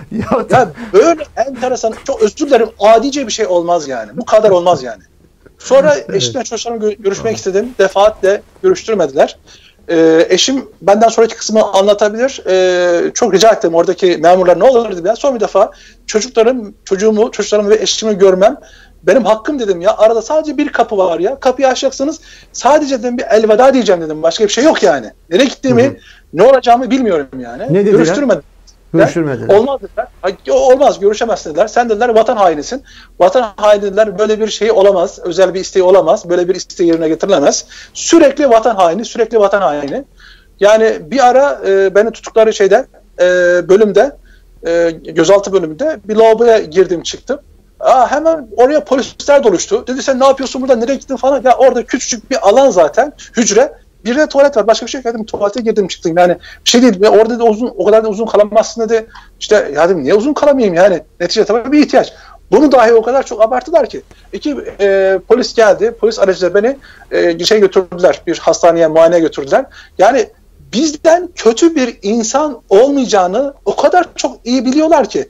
Önde 2 kişi oturdu. Yani yanlarında silahları var Erkan Bey. Yani hani kötü bir insan olsa çok rahat bir şekilde alırsın o silahı, başlarına sıkarsın. Ama biz böyle bir terbiye almadık. İçinde bulunduğumuz çevre kesinlikle şiddete ve bu tür eylemlere karşı ve barışçıl bir yaklaşım sergileyen bir çevre olduğu için hiçbir şekilde böyle bir şey aklımızın ucundan bile geçmedi. Evet. Ama dediğim gibi yanlarında tabancalar var. O şekilde götürdüler. Hastaneye götürdüler. Ben orada doktor Hamdi bunu izler herhalde düşünüyorum. Gösterdim. Ya ellerimdeki kelepçe izlerini gösterdim. Dedim darp var dedim yani. Darp var. Ama arkada polisler tabii el kol işareti yaptılar. Ben bundan çok eminim yani. Hiçbir şey yokmuş gibi bakın. Ellerinde o izler olmasına rağmen kelepçe izleri sıkılmış, morarmış yani. Bayağı bir morarma vardı. Ona rağmen rapor vermediler. Sonrasından aldılar. Yani darp raporu vermedi. Sağlam raporu verdi. Arkasından da beni direkt olarak Vatan Emniyete götürdüler. Vatan Emniyeti götürdüler. Bu arada Meral Hanım sizin uçaktan inip oradan da sizi emniyete götürdüler. Değil mi? O sürede neler yaşadınız? Onu da bizi emniyete götürmediler. Bizi havaalanı karakoluna götürdüler. Çocuklarla birlikteydik biz. Orada nezarethaneye alındık çocuklarla birlikte. Şimdi şöyle bir şey var yani nezarethane şartlarını biliyorsunuz. Hem çok pis, işte namaz kılmamız lazım. Poşet istedim ben namaz kılabilmek için. Çok poşeti vermek istemedi oradaki polis. Sonra nezarethanede bir tane köşede kalmış herhalde daha önceden başka birisinden kaldı. Artık o ikinci el bir poşetin üzerinde biz namaz kılmak zorunda kaldık. Tabii her şey çok pis. Çocuklara ama benim rahatlatmam lazım. Tabii, iki kızım var. Evet. İşte girdim oradaki tuvaleti mümkün olduğu kadar orada bir fırça vardı. Her tarafını temizlemeye çalıştım. Çocuklara çünkü abdest alacak mekan oluşturmak zorundayım. O şartlarda da çocukları düşünmek zorundasınız ya. Yani kendiniz işin içinden çıkamıyorsunuz ama hani çocuklara biraz daha oraya girmesin diye ne kadar yapabilirseniz onu düzeltmeye çalışıyorsunuz. Sonra o korkunç bir nezarethaneydi zaten. Orada bir gün kadar orada kaldık biz. Saat 4'e kadar. Bir sonraki gün öğleden sonra saat 4'e kadar orada kaldık. Ardından beni Ankara'ya götürdüler. Biz çocuklarla birlikte orada ayrıldık. Ama şöyle bir şey var. Aileme ulaşamadılar. Yani ben çocuklar ne olacak bilmiyorum. En sonunda çok eski bir aile dostumuz vardı. Bir şekilde ona ulaşmışlar. O aile dostumuz gelip çocukları aldı benden. Ama ben şimdi bilmiyorum yani çocukları ne kadar süreyle başımıza bu dert devam edecek, ne kadar süreyle içeride kalacağız. Çocuklarla biz ne zaman tekrar buluşacağız ama çok kötü ağlıyor çocuklar. Yani normal değil çocuklar, şoktalar zaten ve sürekli ağlıyorlar. Ve ben ama yani diyorum bakın çocuklar diyorum hani biz bu olay başımıza gelmeden önce çok kötü rüyalar görmüştük. Ama biliyorsunuz gözaltındayken biz 17 gün Pakistan'da tutulurken çok güzel rüyalar gördük. Böyle yeşillikler, işte sular, seller yani çok güzel rüyalar görmüştük ardından. Ben de dedim yani sadece bir rüyaya itimaden merak etmeyin dedim ben geri geleceğim. Yani sadece hani diyorum ya bilmiyorum çocukların akıbeti ne olacak, sosyal hizmetlerin verilecek yani bazı sebeplerden dolayı nerede kalacakları hakkında hiçbir bilgim yok çocukların. Bundan dolayı ben yani çocuklara şunu söyleyebildim. Yani başınıza dedim ne gelirse gelsin hayatta kalın. Yani sadece hayatta kalın. Biz ne zaman gelirsek gelelim hayatta kalın. Siz mutlu olmaya devam edin. Hayatınızı sürdürmeye devam edin. Ama dedim sizden tek ricam var çocuklar. Bize bunları yaşadığımıza dair tek delilimiz sizsiniz. Tek şahidimiz sizsiniz. Bizi hayatta olduğumuzdan emin olana kadar aramayı sürdürün. Yani sakın dedim hani bizi sormayı bırakmayın. Ve tabii bunlar sürekli ağlıyorlar. Ama benim de bunu çocuklara söylemem lazım. Yani çünkü başımıza bilmiyorum ki yani yok edilecek miyiz hala? Yani hiçbir şey normal olmadı. Dolayısıyla normali nedir? Ben sadece hala korkularımın etkisindeyim doğal olarak. Ardından çocuklarla bu şekilde biz çok kötü bir vaziyette ayrıldık. Yani onları ben hıçkıra hıçkıra hüngür hüngür ağlıyorlar. Çünkü bir bilinmezin içine düştü çocuklar. Peki nereye götürdüler çocuklarınızı? Evleri, arkadaşları, dilleri, ya her şeylerini, anne babalarını, her şeyini bir anda kaybedip hiç bilmedikleri bir ülkede birdenbire kaldı bu çocuklar. Sonrasında erkek kardeşim gelmiş. O almış sağ olsun. O sahip çıktı çocuklarıma. Allah razı olsun. Peki ama sonra tabii, sizi nereye götürdüler? Beni Ankara TEM'e götürdüler. TEM'e götürdüler. Orada ne kadar kaldınız? Ankara TEM'de 11 gün kaldım ben. Orada kötü muamele oldu mu? Orada şimdi ilk günler çok bağırdılar bana gene. Yani işte kafalarını koparmak lazım bunların. İşte biz alacağız senin ifadeni. Çok kaba bir muamele vardı. Ama ben orada da dik durdum. Ben dedim yanlış hiçbir şey yapmadım. Yani ben dedim bu muameleyi de hak etmiyorum. Bu sözlerinizin de hepsini size iade ediyorum. Bu şekilde konuşacaksanız benimle hiçbir şey konuşamazsınız. Yani ben çünkü yanlış hiçbir şey yapmadım. Şimdi böyle ben bu iradeyi gösterince bu sefer bana hani iyi polis kötü polisler var ya, işte abla biliyorsun 250 insan öldü işte. Tamam diyorum, ben de aynı acıyı çektim. Ben hala onun acısını çekiyorum. Siz o birkaç gün bunun acısını çektiniz ama biz bir de damgalandık. Sanki bununla bir alakamız varmış gibi. Lahore'da bir öğretmen olarak ben darbeye nasıl katkı yapamam? Hocam onlar zihinleri yıkanmış. Yani şöyle bir şey var. Evet. Ve şöyle bir şey var. Bizim milletimizde kötü insan yok aslında. Yani bu çocuklar da polis, oradakiler de polislerdi. Yani hani büyüğü, küçüğü onlar da polis bir yerde. Kendilerine söyleneni yapıyorlar onlar da. Dolayısıyla ben onlara da söylüyorum. Yani ben aynı şeyi söyledim o zaman da. Benim dedim sizinle bir derdim yok. Ama bana bu yapılanlara siz de alet oluyorsunuz. Ve biz bunu hak etmedik. Siz de bunu çok iyi biliyorsunuz. Evet. Ben yurt dışında bir öğretmenim. Şimdi şöyle bir şey var. Mesela ilk günler böyleydi. Sonra sorgu sırasında tabancayı masanın üzerine bıraktı. Komiserin bir tanesi. Yani not alıyor işte, bir şeyler yazıyor ediyor falan. Bıraktı gitti. Tabanca gözümün önünde. Ve ben baktım odaya, sadece bir polis daha var benden başka. Ablacığım dedim şunu al şuradan, gözünü seveyim dedim. Ne oldu abla, korkuyor musun dedi bana. Ben korkmuyorum da dedim. Terörle mücadeleye beni örgüt kurmak, yönetmekten sorguya alıyorsunuz dedim. Önüme de dedim silahı bırakıyorsunuz.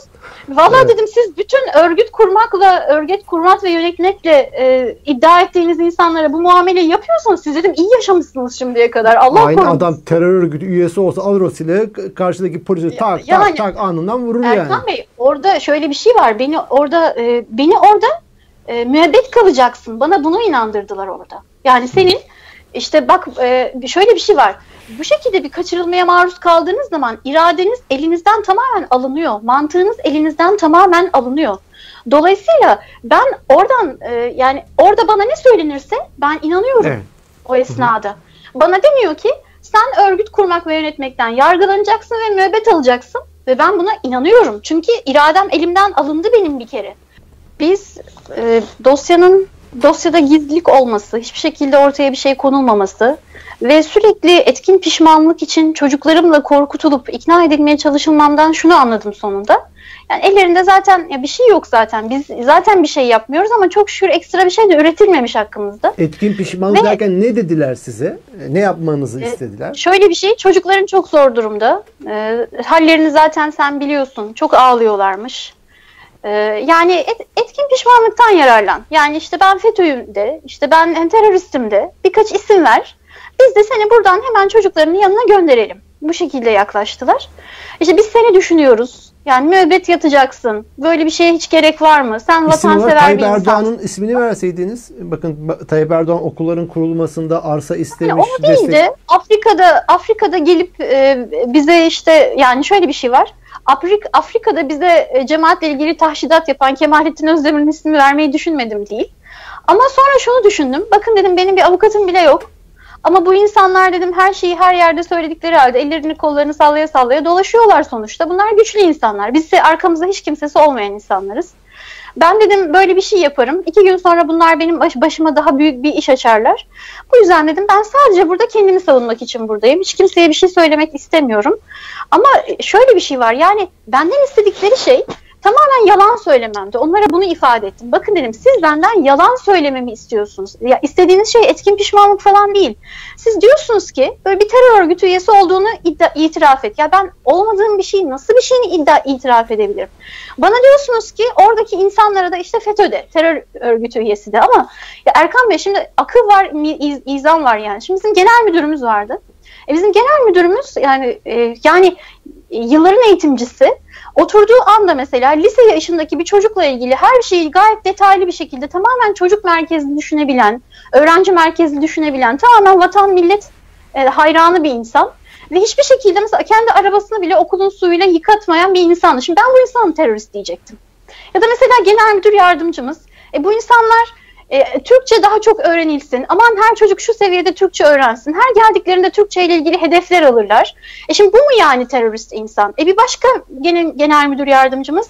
Daha çok çocuğu Türkiye'ye gönderelim. Bizim kültürümüzle daha çok haşır neşir olsunlar. Daha çok Türkiye-Pakistan birleşimi iletişim gerçekleşmiş olsa. Şimdi bu insana mı terörist deseydim? Ya da işte benim bir perşembe akşamı oturup birlikte Kur'an-ı Kerim okuduğum arkadaşıma mı terörist deseydim? Şimdi şöyle bir şey, Türkiye'de zaten dominonun ilk taşı düştükten sonra ardı arkası kesilmiyor. Birileri sizi fişliyor ya da işte ihbar ediyor terörizmle irtibatlandırarak. Ardından polis, onlar da zaten gerçekten polisimizin çoğu iyi niyetli. Ben bunu fark ettim ama yani inandırılmış. Çünkü çok düşünen, çok okuyan insanlar değiller ve duydukları ilk şeyle ona inanma ihtiyacı hissetmişler. Hiç yargılamadan saçma sapan iddiaları size sorabiliyorlar. Çok saçma sapan iddialarla sorguya çekilebiliyorsunuz maalesef. İşte çocuklarınızın isimlerinden tutun, nasıl evlendiğinizden tutun, böyle saçma sapan şeylerle sizi terörist olarak yaftalamaya gidebiliyorlardı. Evet. Bir şekilde mahkemeye çıkarıldık. Mahkeme zaten bu şekilde MİT'in getirdiği bir insana bırakma gibi bir lüksü yoktu. Onlar hemen tutukladı ve zevkle tutukladı. Bazı hakimler bunu zevkle yapıyorlar, o işkenceyi. Gözlerinizin içine baka baka sırıta tutukladı. Anlıyorsunuz onu, o mahkeme başkanı halinden. Tabii ki anlıyorsunuz. Zaten suç cezalar bacak kadar çocuklar denilen, işte gerçekten henüz daha zerre kadar hukukçu yaklaşımları olmayan, orayı şov yaptıkları bir yer zanneden hakimlerle dolu. Onlardan bir tanesi de bana rast geldi. Merak kaçmaz, tutuklusun dedi, bıraktı meseleyi. Cezaevine gittikten sonra orada bir kurulun karşısına çıkıyorsunuz. Zaten MİT'in getirdiği bir insan olunca sizi direkt bir hücreye koyuyorlar. Çünkü medyada çok isminiz anılmış oluyor. Orada artık insanlar sizden korkmaya başlıyorlar. Bu nasıl bir insan ki bu şekilde getirildi? Sonunda dosyanız boş, tahliye oluyorsunuz. Ama tahliye olduktan sonra böyle getirildiniz ya, zerre kadar bu okullarla irtibatlı olan insanlar acaba nasıl bırakıldılar? Onlar da ayrı bir tereddüt. Tamamen bu medyadaki anlatılanlara inananlar, eşiniz, dostunuz, pazarda bile görse yüzünü çevirmeye başlayanlar. Yani hiç kimse olmuyor etrafınızda. Çünkü artık damgalanmışsınız yani. Siz bir şekilde o damgayla yaşamakla imtihan oluyorsunuz maalesef Türkiye'de. Evet. Ne kadar hapiste kaldınız? Ben işte 1 ay gözaltı süreci oldu. 6 ayda hücre süresi oldu. Toplam hücre mi, koğuş mu aldılar sizi? Beni hücreye aldılar. Yani cezaevinde hücre oldu. Tek kişi kaldım, evet. 6 ay boyunca tek kişilik hücrede tutuldunuz. Evet. Bir terörist olarak. Tabii, evet. Çok güzel. Ama şu var mesela, bakıyorsunuz bazı gardiyanlar gerçekten hani birilerine yaranmak için bazı tavırlara girse de çoğunluk sizin masum olduğunuzun farkında. Yani o cezaevindeki diğer adli tutuklulardan tutun da cezaevindeki diğer görevlilere kadar çoğu insan bunun farkında. Dolayısıyla arada iyi niyetli insanlar da vardı. Ama tabii kimsenin hani başına bir şey gelmesin diye bunu ifade etmekten bile korkuyoruz maalesef. Ama yani ne yaparlarsa yapsınlar, bizlere gören insanlar ne olup ne olmadığımızı çok iyi anlıyorlar. Zaten mahkeme başkanı da aynı tavrı sergiledi. Ve benim tahliyemi verdi. Yani şöyle, ilk mahkememde tahliye olmadım ben. İlk mahkemede eşimin dosyasıyla birleştirilme talep edildi. Dosyalarımız birleştirildi. Ben gerçekten çok korktum açıkçası. Yani neden uzatıyorlar? Yani zaten dosya bomboş, hiçbir şey yok dosyada. Sadece Bankasya'da hesabımın olduğu iddiasıyla ben tutuklandım. Bankasya'da hesabım olduğu için. Bankasya'da hesabınız var diye sizi özel uçakla Pakistan'dan... Ya şöyle bir şey, bu zaten tamamen algı için yapılmış bir şeydi Erkan Bey. Sonrasında zaten televizyonlarda boy hani yapılan o büyük şaşadan sonra anladık ki biz hedef olarak seçilmişiz. Yani sizin terörist olarak temellendirme anlamında sizin mahkemede terörist olarak temellendirmemizin tek sebebi benim Bankasya'da hesabımın olması. Vay canına. Bankasya'da hesabınız var diye siz orada terörist olarak ve ta Pakistanlardan özel uçaklarla, devletin bütçesiyle özel uçakla getirttirildiniz. Peki Mesut Bey, sizden devam edelim. Sizin mahkeme safahatıyla alakalı o süreçte neler yaşadınız, neler oldu? Sizi de hapse attılar, sizi de hücreye mi koydular, ne oldu? Yok, zaten şöyle diyeyim ben, ilk savcılığa gittiğimizde, savcılık soruşturmasında ben savcının ilk soruşturma yapan savcının telefon görüşmesine şahit oldum. telefon görüşmesinde kapı aralıklıydı. Zaten hemen kapının yanındaydım ben. Bu daha tutuklanmadan önceki savcılık soruşturması. Aynen şunu söyledi karşıdaki telefona. Dedi kayıtlarda dedi talimatla para yatırma gözükmüyor dedi. Yani bir hata var dedi. Çünkü iddianameye veyahut da hani iddia edildiği gibi belki de Pakistan'dan Bankasya ile ilintili talimatla para yatırdığı meselesi geçmiş. Onu bana sormuştu zaten. Dedim yani ben kesinlikle talimatla para yatırmadım. Bir dedim yani TL hesabımda para vardı. İkincisi yani hem euro hem de dolar hesabımda para vardı. Onları ben dedim TL'ye çevirmiştim. Onlar dedim gözüküyor olabilir. Herhalde kontrol ettiler. Ondan sonra farkına vardı. Dedi talimatla para yatırmamış dedi. Ne yapalım dedi. Karşıdaki şahsa telefonla sordu. Yani dolayısıyla ben orada mahkemelerin talimatla tutukla, talimatla serbest bırakma ilk telefon görüşmesine bizzat kendi ağımla şahit oldum. Sonra tutuklanma talebiyle mahkemeye sevk edildim. 3. Sulh Ceza Hakimliği yani beni orada tutukladı ve direkt olarak cezaevinde işte bir gün Metris cezaevinde kaldım.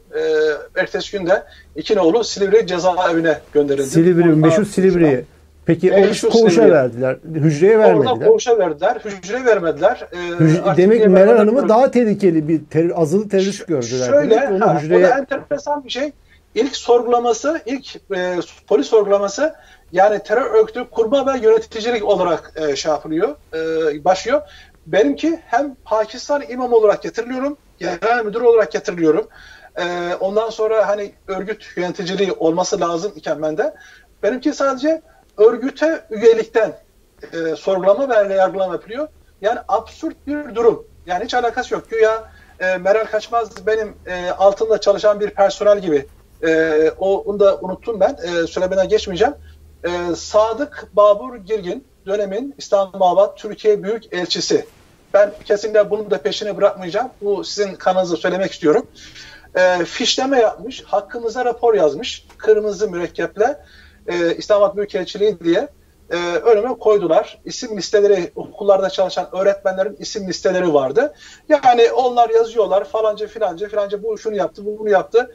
Yani öğretmenlik dışında ya zaten yapılanlar oluşturulan bir faaliyet, eğitim faaliyeti. Eğitim faaliyeti dışında zaten bir şey yok yani.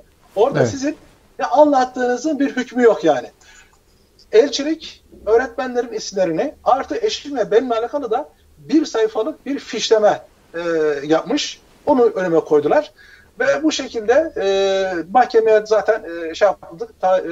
Mahkemeye yönlendirildik. Tutuklama talebiyle. Tutuklama oldu. Arkasından da işte dediğim gibi Silivri cezaevine gönderildim. Ben de yaklaşık olarak bir 9 ay kadar yattım. 9 ay yattınız sonra? 9 ay. Birinci mahkemem benim çok sert geçti. Çok ciddi sert geçti gerçekten. Mahkeme heyetine olan olayı anlatmaya çalıştım. Dinlemek istemediler. Özel 8 kaydı istedim. Bakın burası çok önemli. Özel dedim ki beni uçakla getiriyorsunuz, kaçırıyorsunuz. Ailemi, eşimi, kızlarımı özel uçakla bir sürü paralar harcanıyor. Buraya getiriyorsunuz.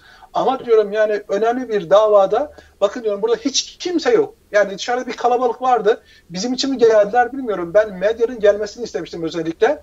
Belki de gelenler vardı. Çünkü çıktıktan sonra gördüm ki bütün televizyonlar, ondan sonra gazeteler bizimle alakalı haber yapmışlar. Birçoğunu zaten cezaevinde içeride gördüm ama kimse yoktu. Sadece birinci duruşmada arkada oturan birisi vardı. %99 itibariyle MİT'ten gelen bir eleman ve büyük ihtimal ediyorum bizi getiren birisiydi. Mahkeme başkanı çok sertti. Dinlemek istemedi. Hani bitireceksen bitir. Ya böyle olmaz. Konuşacaksan konuş. Ben savunma yapmak istemedim. Psikolojimin iyi olmadığını. Hakikaten psikolojim çok kötüydü. Bir ay, 1,5 aya kadar ben içeride psikolojik tedavi gördüm. 1,5-2 ay kadar kendime gelemedim. Acaba çocuklarım ne oldu? Eşime ne yaptılar? Yani sürekli içeride kendime bunu verdim. Yani üstesinden gelmeye çalıştım. Gerçekten zorlandım. Ve bunu defaatle anlatmaya çalıştım mahkemede. Yaşanan olayları anlatmaya çalıştım. Baktık ki olacak gibi değil. En sonunda mahkeme tamam dedi hızlı bir şekilde beyanını oku dedi.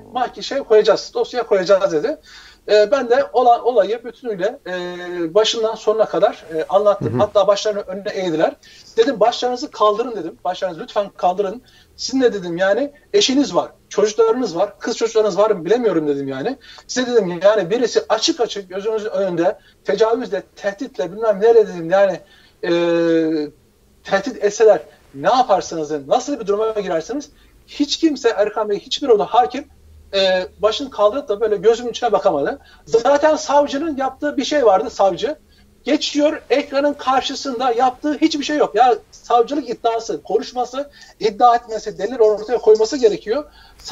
Savcı ekranın arkasına saklanıyor ve sadece şunu söylüyor. İşte 7,5 ile 15 yıl arasında cezalandırmasına. Başka hiçbir şey yok. Savcının yaptığı bu. Hatta iddianamede hata yapılmış. Hakim başkan bizim sayın savcım dedi. Yani böyle hata mı yapılır dedi. Yani işte talimatla para yatırıldı diyorsunuz dedi. Ama zaten adamın hesabında zaten para varmış dedi. Nasıl bir talimat? Hani böyle adam da, ya başkanın da canı sıkıldı bayağı böyle. Peki Mesut Bey, Meral Hanım'ın terör örgütünü mesnet olarak Bank Asya'daki hesabı çıka bu çıktı. Evet. Peki evet. Sizde nasıl temellendirirlersin terör örgütünün lideri, hatta başı?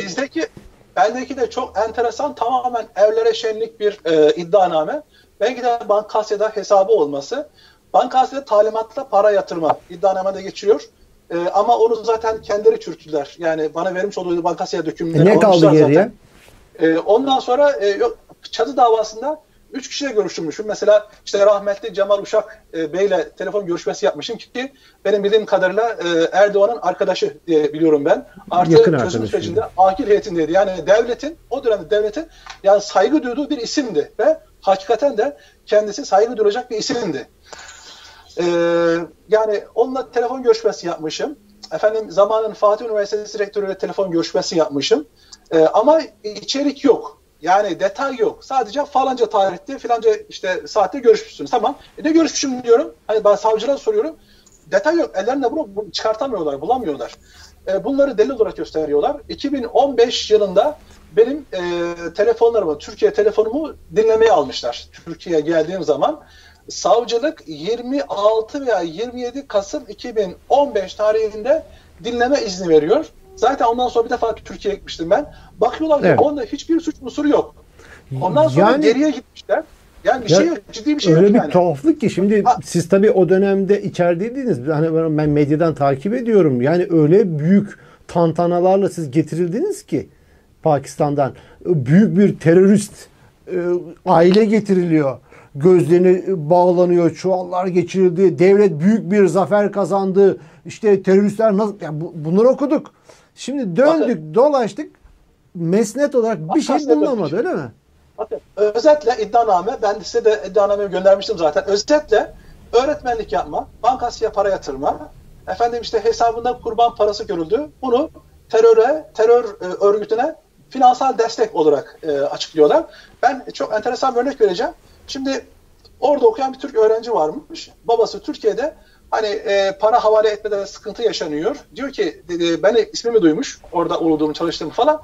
Dedi evet. Yani hani telefon açıp bana onu da yazmışlar bakın aynen. Hatta en sonu şu yazıyor. Yani Mesut Kaçmaz'ın diyor hani bu telefon görüşmelerinde herhangi bir suç unsuru bulunmamasına rağmen diyor. Suç unsuru bulunmamasına rağmen. Bundan sonra altına istediğinizi yazabilirsiniz. Yani suç unsuru yoksa ne var geriye yani? Daha ne lazım? Hocam bana hitap etmiş. Hocamsa bu şeyi gösterir, delaletler. Oranın imam olduğuna gösterir. Efendim bir hanımefendiyle görüşmüştüm. Hanımefendi bana hocam diye hitap etmiş. Ya hocamı eğitimcisiniz hocam diyecek tabii. Yani bu üniversite herkes birbirine hocam diyor. Zaten ben onu söylediğim şeyde sorguda orada bir işte İlker Küçük Hıdır var. Baş işkenceci. İstanbul Vatan Emniyet'te. Onu da ben isimini ve resmini paylaşmıştım. Ya o geldi, amirmiş, istihbarat şube başkanıymış İstanbul'un. O gelince abi dediler. Sonra Serpil size işkence yaptı mı? Bu zat size işkence yaptı mı? Çok dövdüler. Vatan Emniyet'te dövdüler. Vatan Emniyet'te ciddi dövdüler. Yani ellerinde delil olmayınca, hatta şuna varıncaya kadar ben şunu söyleyeyim. Bana 3 tane isim söylediler. İşte Kaynak Holding'de çalışıyorlar. Bunları sen tanıyor musun? Dedim, ben tanımıyorum dedim yani. Ya sen dediler, de ki ben bunları tanıyorum. Bunlar orada yapılanma içerisindeydi ve darbe hazırlığı yapıyorlardı. Biz seni de çıkaralım. İşte eşin de çıksın. Ondan sonra sana dediler biz para da verelim. Ne kadar para istiyorsan oturalım, konuşalım. Bu meseleyi halledelim, çözelim. Yani itirafçı ol. Bunları bize anlat. Biz seni çıkartalım şeklinde.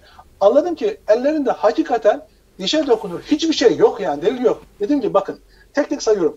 Bankasya var, hesap olması. Bankasya talimatla para yatırma, o çöktü zaten. Ondan sonra öğretmenlik meselesi öğretmişim. Yani yurt dışında okullarda öğretmenlik yapmışım yani. Ondan sonra kimse yok mu ya? Bağışta bulunmuşum. 100 TL'lik bir bağış var. Kendi adıma yaptığım 100 TL'lik bir bağış var. Onu gösteriyorlar.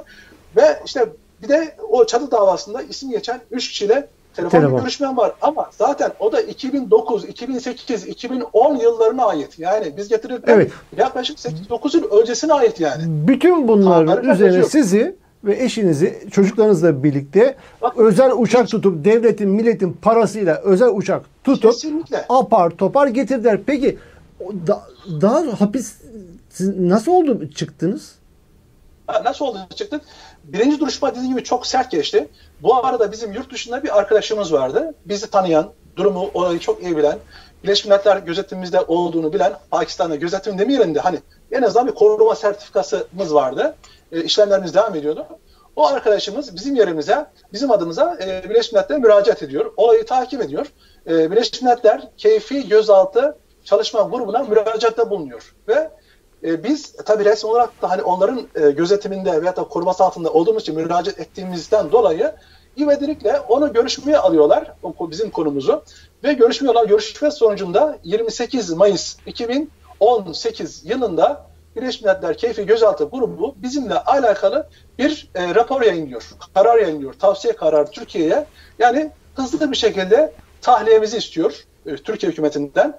İkincisi tazminatımızın ödenmesini fiziki ve manevi bir onarım için yani sağlık açısından hem de fizik açısından hayat şartlarımızı normal hayata sokmadığına bir maddi manevi tazminat ödenmesini istiyor.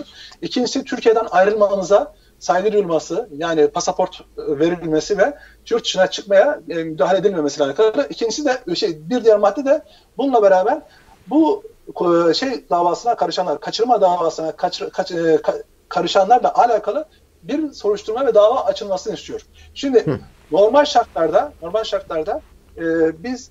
ben bizzat hani İstanbul'a gelir gelmez oradaki polise, ondan sonra İstanbul Vatan Emniyetindeki polislere, savcılığa, hakime olmak üzere hepsine de tek tek kaçırıldığımı olayı anlattım. Şimdi normal bir hukuk devletinde olması gereken şudur. Bir kaçırma olayı varsa bir soruşturma başlatılır. Bir soruşturma. Yani maalesef böyle bir soruşturmada mahkeme başlatmadı, müsaade etmedi. Ben kendilerinden havaalanı görüntülerini istedim. Yazılı olarak bunlar. İkincisi Vatan Emniyet'teki işkenceyi, ben nasıl ispat edeceğim işkenceyi? İşkenceyi ispat etme adına koridor ve görüntülerini, oda görüntülerini, sorgulama görüntülerini istedim. Ondan sonra uçak görüntülerini, MİT görüntülerini istedim. Yine aynı şekilde bunların gelmesi lazım. Ben bunları ispat etmem diye. Ama hiçbir şekilde lehime çıkacak bir karar verilmedi. Evet. Peki o zaman yani sizlerin bu kadar gürültüden sonra yani apar topar getirmeler, işkenceler, dayaklar, hücre işte Meral Hanım'ın hücreleri vesaire sonra da Birleşmiş Milletler'in bu konudaki ortada bir hukuksuzluk var diye devreye girmesiyle birlikte sizler tahliye edildiniz öyle mi? Evet, aynen o şekilde tahliye edildik. Baylok bulamadılar. Baylok bulmak için çok uğraştılar. Yani bayağı bir uğraşmışlar. Bayağı bir yazışmalar bizim dosyamıza girdi. Ama baylok bulamamışlar. Baylok bulamayınca da yani zaten size göndermiştim ben duruşma tutanaklarını.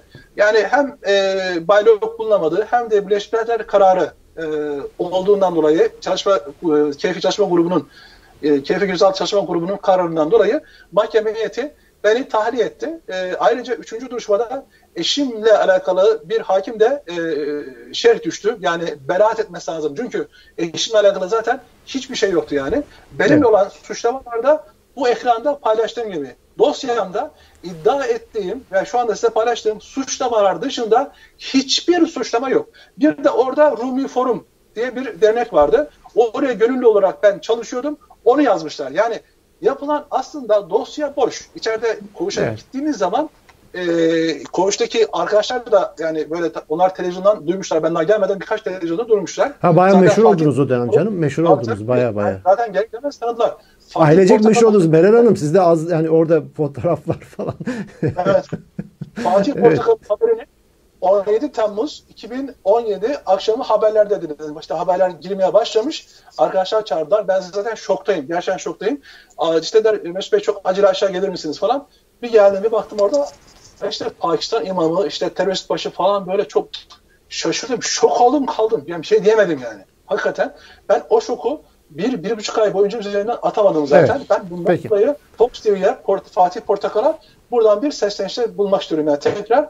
Yani buyurun diyorum, bizi canlı yayına çıkartın, konuşalım. Söz hakkı verin. Evet. Hakkımızı istiyoruz. Hayır, gazeteciysen bunu ver. Peki Meral Hanım, peki bu şimdi filmin sonu bu. Başından itibaren. Yani hakikaten bir film, yani senaryosu yapılsa muhteşem bir film çıkar burada. Yani içinde her şey var. Kaçırmalar, uçaklar, tam bir gangster şeyi, böyle operasyonel bir şey. Bunu yaşadınız. Hiç eğlenceli değildi. Hiç eğlenceli değildi. Ama bakıyorum hepsi olayı pozitif bakmışsınız. Yani size işte uçakta iyilik yapıyorlar falan diye biraz Pollyanna tarzı hayata bakmışsınız. Biraz fazla iyi niyetli gibi gördüm sizi. Bir şeylere tutunmanız lazım. Yani orada çünkü gerçekten delirmeniz için bütün şartlar hazır.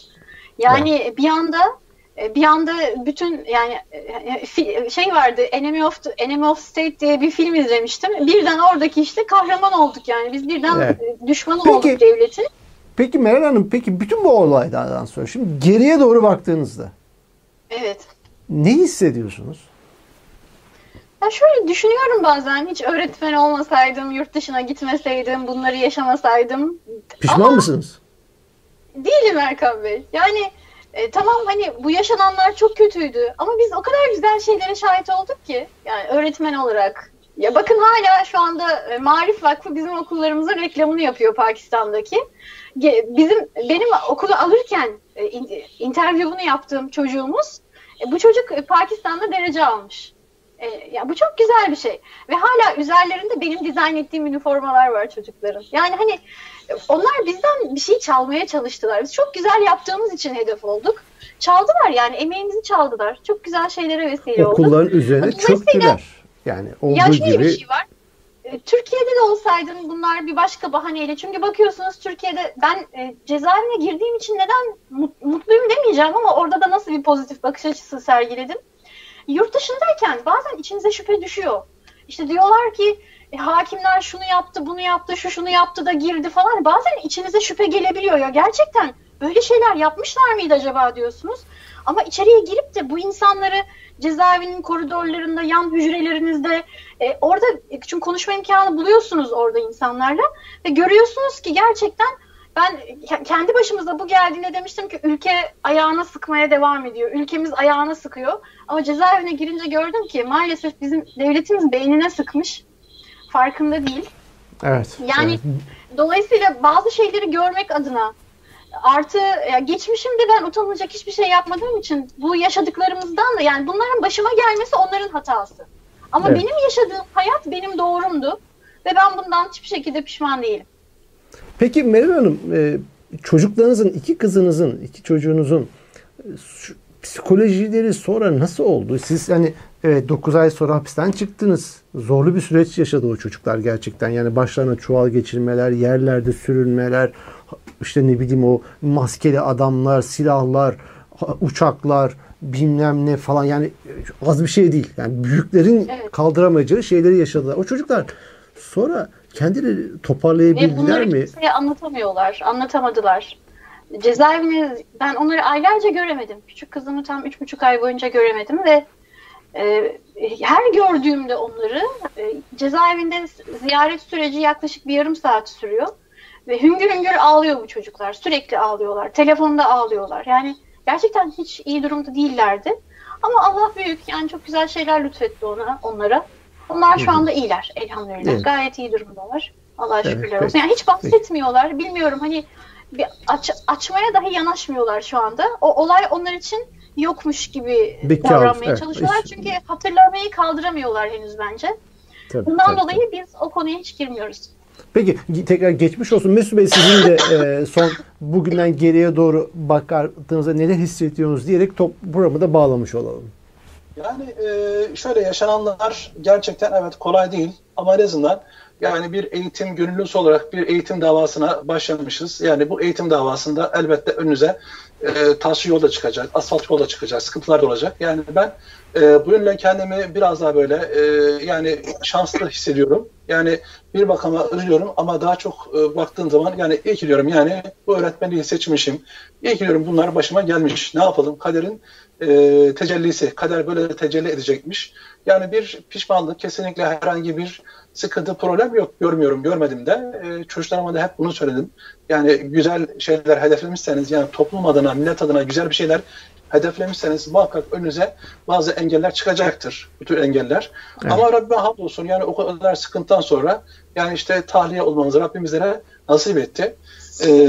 Ben bununla beraber de işte kızımla alakalı, büyük kızım denkliğe müracaat etti Türkiye'de. Denklik verilmedi. Yani sadece Paktürk okullarında okuduğu ve işte FUTU davasıyla irtibatlı ve iltisaklı bulunmasından dolayı çok başarılıdır kendisi. Yani çok çalışıyor, çok başarılı. Pakistan'da da bayağı derecesi vardı. Yani buna çocuklarınızdan rağmen, da intikam alma peşindeler. Yani, tabii. Yani küçücük çocuk ya. Evet, normalde eğitim sistemi, işte Cambridge eğitim sistemi, İngiltere'deki Paktürk okullarında hem yerel hem de O-level, A-level dediğimiz Cambridge eğitim sistemi veriliyordu. Cambridge eğitim sisteminden diploması var. Çok da başarılı olmasına rağmen maalesef orada o Paktürk okulları ismi geçtiğinden dolayı kendisine verilmedi. Denklik verilmedi. Yani Milli Eğitim Bakanlığı'na müracaat etmesine rağmen, yani burada ben ismini zikretmek istiyorum. Bakan adına Alparslan Durmuş denklik vermeye kabul etmiyor ve itiraz ediyor. Bundan dolayı diyor, yani işte irtibat ve iltisaktan dolayı verilmemiştir diye. Yine İstanbul Valiliğinden de Kadir Halil Uçar müdür yardımcısı imza atmış. Bizim çocuğumuza hakkı olmasına rağmen, hiçbir şeyle alakası olmamasına rağmen maalesef denklik alamadı. O okullarda okuyup mezun olanlar bugün bakanlık yapıyor. Hiçbir sıkıntı olmuyor Türkiye'deki okullarda, ama yurt dışında Cambridge eğitim sistemiyle eğitim veren bir okuldaki bizim çocuğumuz o okulda okuduğu için Erdoğan'ın çocukları ya, damadı, Erdoğan'ın evet. Damadı, evet. Berat Albayrak, Serhat Albayrak. Serhat Albayrak. Yani maalesef kendisi şey alamadı. Sümeyye Erdoğan alamadı. Bildiğim kadarıyla Anafen okulları evet. Okullarında, dershanelerinde eğitim evet. aldı. Evet, buyurun. Erkan Bey, şimdi benim şöyle bir şey, bir sürü dil bilen ve bu dünya çapında bir eğitim sınav sisteminde çok başarılı olan bir çocuktu. Şimdi dünyanın önde gelen üniversitelerinden birisinde burslu okuyor. Ama onun en büyük hayali Türkiye'de okumaktı. Yani çocuğun ve bunu okuyabilecek bir puanı uluslararası sınavlarda aldı bu çocuk. Türkiye'de istediği üniversitede çok başarılı bir şekilde okuyabilirdi. Ama şu anda dediğim gibi dünyanın bir başka yerinde, dünyanın ilk sıralarında yer alan çok önemli bir üniversitesinde burslu bir şekilde okuma hakkı kazandı. Evet. Biz isterdik gerçekten ülkemizde kalsın isterdik. Ama dediğim gibi ülkemiz beynine sıktığı için geri dönüşü olmayan yollara girdi insanlar maalesef. Evet. Peki o zaman Meral Hanım, Mesut Bey, ben tekrar geçmiş olsun diyorum. Gerçekten çok büyük acılar yaşadınız ve ilk defa bunları ekranlarda anlattınız. Gerçekten film olacak. Bunun belgeselleri olacak bir hikaye var sizin. Bu hikayeniz. Gerçi özet olarak geçtik bu programda. Çok özet. İnanın çok özet geçtik. Gerçekten. Ama bu bir belgeseli hak eden şeyler yaşadınız. Tekrar çok geçmiş olsun. Çok da aslında detay ve bazı konular da var. Onlar belki dediğim gibi ileriki programlarda tekrar gündeme gelebilir. Heybe'de büyük turplar var. Büyük turplar daha. Onları sonraya saklıyoruz. Bir dakika. Büyük turp deyince iş karışır gazetecilik anlamında. O turptan bir tane anlat bakalım. Onu ikinci kısma bırakalım. Bir de Fatih Portakal çıkarırsa hani böyle şimdi şöyle düşünebilir. Ya ben bu programı dinledim. Bu programda hani herhangi bir sıkıntı yok. Konuk edebiliriz diye düşünebilir. Keşke estediyorum. Büyük turplar da var. Onları da artık Fatih Bey açısından. Fatih Portakal'a ikinci bir fasılla yani anlatmadığımız çok şey var. Şey var. Yani gerçekten çok kirli, çok böyle çirkin planlar iki maalesef devlet arasında, okullar ve bir masum aile üzerinden. Sadece bizim diye bakın, biz burada kendimizi anlattık da diğer Türk arkadaşlar da çok sıkıntılı olanlar var şu anda. Aileleri ayrılanlar, parçalananlar, çocukları, eşi başka bir ülkede, kendisi başka bir ülkede olanlar var. Gerçekten ben onlar adına da yani düşünmediğim gün yok. Ben tahliye olduğum gün benim hakikaten ruhum, aklım, fikrim, her şeyim koğuşta kaldı. Evet. Sadece ceset olarak ben çıktım ve şunu da paylaşmak istiyorum. Ya bir gün içerideki arkadaşlara dua etmesem onu büyük bir vefasızlık olarak kendime addediyorum. Bütün dünyada böyle eğitim gönüllüsü, sıkıntı ve zor durumda bulunan arkadaşlara, özellikle hem içeridekiler, hapishanedekiler hem de Pakistan'dan ayrılıp da işte aileleri sağda solda böyle zor durumda olan aileler için gerçekten yani dua etmesem o günü ben bir vefasızlık olarak geçirdiğimi düşünüyorum. Bu arada Pakistan'da bir mesaj göndermek istiyorum.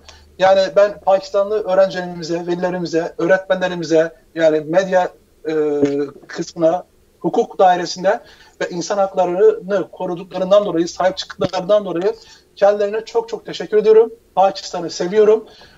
Bugün imkan olsa, güvenlik sıkıntısı olmasa, eşim de onu söyledi zaten, seve seve gideriz, orada tekrar hizmet etmeye, bir eğitim gönüllüsü olarak orada hizmet etmeye devam etmek isteriz. Peki Mesut Bey, son cümle olarak şunu alayım. Geçen de Erdoğan, biraz güncel, Erdoğan Pakistan'a gitti. Evet.